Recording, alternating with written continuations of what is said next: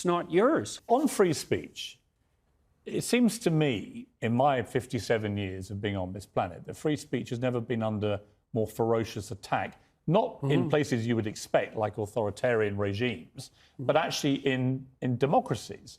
I never thought I'd come to a day in my lifetime where people were literally being fired or in some cases imprisoned for expressing honestly held opinions, even if I find those opinions grotesquely wrong or offensive. You know, it's worse than that.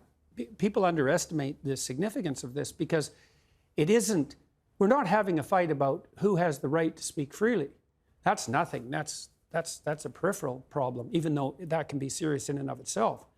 We're having a fight about whether or not your claim that free speech exists is nothing but a masquerade for your willingness to dominate and use power. And so if I was taking that tack, I'd say, it's all well and good for you to speak about free speech, but look, you're white and you're middle class and you're British and you're privileged, and you have this theory about free speech that your ancestors derived, but the only reason they ever derived that to begin with is so they could exercise their power. There's no such thing as free speech. That's just a lie to mask a power claim.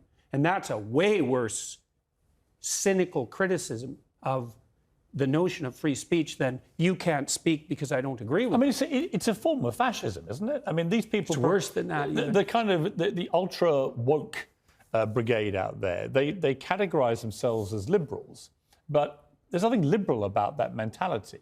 When you have a cancel culture, which is driven by, if you don't agree with what I say, you're going to get shamed, vilified, cancelled, fired, maybe even imprisoned. That is actually what fascist regimes do to people, to their populace. Yeah, but the fascists are more straightforward about it because they basically come out and say something like, shut up or we'll beat you. Right. Whereas the compassionate types, who are narcissistic compassionate types, they come out and say, well, we're really trying to save the world, you know, and we're acting in everyone's best interest, and we think it would be better if you should just, you know, regulate what you say.